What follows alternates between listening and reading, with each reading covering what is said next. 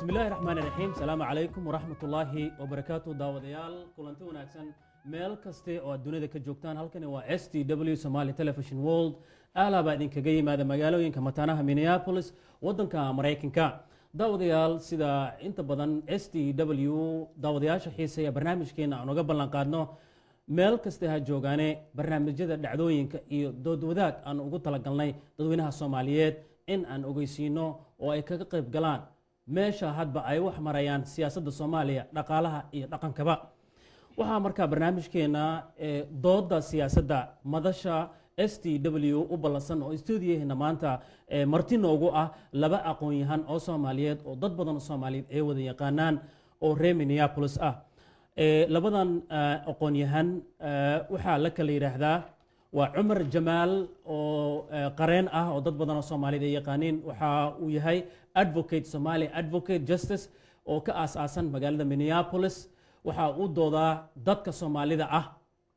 Cumar Jamaal waxa uu ka qayb galaa barnaamijka siyaasadda Soomaaliya iyo inta badan uu yimaado oo barnaamijyadeena STW uu ka qayb galo uu mahadsan yahay sidoo uga soo qayb gala barnaamijkeena waxa sidoo kale martida kamid ah oo dooda ka qayb galaya siyaasadda Soomaaliya maanta nin kale oo dhalinyar oo siyaasi ah isna magaciisa waxa la yiraahdaa Maxamed Aadan Tiicay waa graduate student of State of Mankero public administration ayuu ka qalin jibiyay waa gudoomiye ku-xigeenka koowaad United Somali Diaspora ururka Soomaalida dadka Soomaaliyeed ee qurba joogta ah ayuu waxa uu yahay madaxweyne ku-xigeen labadoodaba ayaan markaa barnaamijkeena ku soo dhaweynaynaa maanta inay ka qayb galaan doodeena ku soo dhawaada barnaamijkeena mahadsanid ugu horreyntiiba doodan waxaa ku hormaraya Cumar Jamaal dooda siyaasadda Soomaaliya waxaa ka doodaya Cumar Jamaal oo aan siinayo waqtigiisa waxaa laga joogaa muddo hal sano ah intii ay ciidamada Itoobiya iyo ciidamada dawladda federaalka ee Soomaaliya isku dhinac ah ay qabsadeen kana saareen maxaakiimta Islaamiga magaalada Muqdisho waxa sidoo kale magaalada Muqdisho ku sugan ciidamo Afrikaan ah oo isku dhafa oo ka kala yimid wadamada Uganda iyo sidoo kale Burundi ilaa iyo iminka magaalada Muqdisho caasimadda Soomaaliya dagaalo ayaa ka jira maalin walba waxa ku dhinta dad rayid ah mas'uuliyiin dawladda federaalka meelgaarka ah Soomaaliya dawladda ku meelgaarka ah Soomaaliya waxay la xarbinaysaa sidii ammaanka ay ku soo celin lahayd magaalada Muqdisho waxaan rabnaa inaad markaa dooda ka qayb gashaan Cumar Jamaal waxyaabaha dhacaya sidee ayaad u aragtaa السلام عليكم ورحمة الله وبركاته وما تسنتهين تيفيجا STD أو مينيابوليس كم سومالي ذا سيرفيس في عنو قبته مركي أن سؤال هذا أن النقطة وحمي مهرت إن نسلفه إنه أصل كماش أن أرنت أن كفيرينه أو مرة بمركان سومالي كهاد لينه وحمي إن نحسسنا إن كهاد لينه ودن almost 18 years طبعا إستديت سنة دجال سكاي كجري حبكي ودن كلام فرح أي كبحين institution كي دن أي بربرين مركز قفكي أفدي هرتسي هذا بإن حل ست أقصاء وكوي معه وأد بيوعدك تهاي إسكولات كي بربري library يا بربري هي أدل الدولة دجعنت وجدت أي فرح كبحين حبكي دن أي فرح كبحين مركز أمالين معايو إن fudud ay ku soo noqon karto dawladda meesha ka dhisana ma ahan dawlad runtii saad u ogtihiin waxay ku magacaaban tahay transitional federal government oo ah dawlad ka shaqeynaysa dib u heshiisiinta iyo soo celinta waxaan markaasna wadanka u diyaarinaysa inay doorasho gasho marka runtii waxaan kula jaweynahay rajadii la lahaa in 8,000 iyo xoogaa ciidamo Afrikaan ay yimaadaan nabadgelyada tartiib u soo noqoto institutionka infrastructureka si tartiib loo dhiso dib u heshiisiinta tartiib u socoto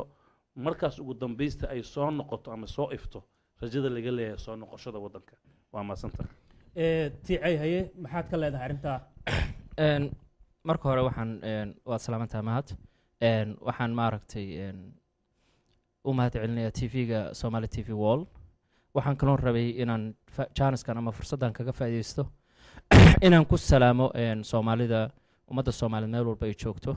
waxaan kaloo niyaddeeda ku jira inaan dhaho inaan uga tacsiyeeyo intii ku dhimatay ama ku dhaawacantay dagaaladii maaragtay Etoobiyaanku ay ka wadaan shacabka Soomaaliyeed. marka waxaan leeyahay meel walba aan joogno waa idin tacsiyeenaynaa eheladii iyo qaraabadii ay ka geeriyoodeen. haddaan usoo noqdo su-aashaadii walaalka Jamaalna uu wax yar ka taabtay waxay ku tusinaysaa horta waxa ugu horeeya ee dowlad laga rabo waxay tahay ammaanka. dowladii ammaan la'aan ma socon karto. waa waxa ugu wanaagsan marka dowladda la qeexayo la yiraahdo waxa ugu horeeya soo gala waa ammaanka iyo nabadda. dowladdan waxay ku feelgarowday 4 sano ayadoo joogta hadda inay ammaankii hantido. waxay kaloo anoo og inay transitional tahay, anoo og walaalka Jamaal waxa uu sheegay oo dhan inay jiraan institutionka inay baaba'een, there's no central government, anarchy inuu jiro. haddana at the same time markii comparison loo fiiriyo dhinaca kale 6 bilood oo maxaakiimta joogeen waxay ku guuleysteen waxa ay dowladdu ay 4 sano ku qaban lahayd 6 bilood ku guuleysteen inay keenaan kala dambeyn iyo amni iyo maaragtay ismaqal. so taas waxay ku tusinaysaa marka in the first place dowladdu ma ahayn ujeedadeedu inay ammaan iyo nabad iyo transitionally ay si dimuqraadi ay ugu waxayso, balse waxay ujeedooyin kale iyo waxyaabo kale oo hidden agenda qarsana. sababta wixii ay maxaakiimta ayagoon lahayn power infrastructure ayagoon lahayn maaragtay hanti badan ay ku guuleysteen 6 bilood gudahooda, maxaa kalifin dowladdu ay maaragtay ugu guuleysan weyso 4 sano. waan gartay, waad mahadsantihiin sida doodda oo qayb gasheen. waan ka soconaynaa doodda kale ayaan gelaynaa inagoo markaa waqtiyo idin siinayna iyo saacadaha waqtiga uu soconaya dooddan waxaa ka doodaya maxamed aadan tiice siyaasadda ra-iisul wasaare nuur cadde ee ku wajahan dib u heshiisiinta iyo xasilinta xasaraadaha ka jira waddanka Soomaaliya waxay dad badan oo siyaasadda Soomaaliya indheeya ku tilmaameen mid miro dhal ah oo waxay ka bixiyeen saadaal wanaagsan. haddiiba aan tusaale u soo qaadanno waxaa ka mid a tallaabada horumar kale uu ku tallaabsaday nuur cadde sii deyntii uu sii daayay xorriyaddii uu soo celiyey beelaha ama hafayeenada beelaha hawiye sida Axmed Diiriye oo xabsigii laga sii daayey. arrintaa ayaan jeclahay inaan ka doonta Maxamed. waa mahadsantahay walaalkay mahad. runtii waa saadaal fiican marka loo fiiriyo nuur cadde waxa uu samaynayo ra-iisul wasaarahan. runtiina waa wax maaragtay mowduuc la taaban karo, laakiin mar walba waxa meesha taala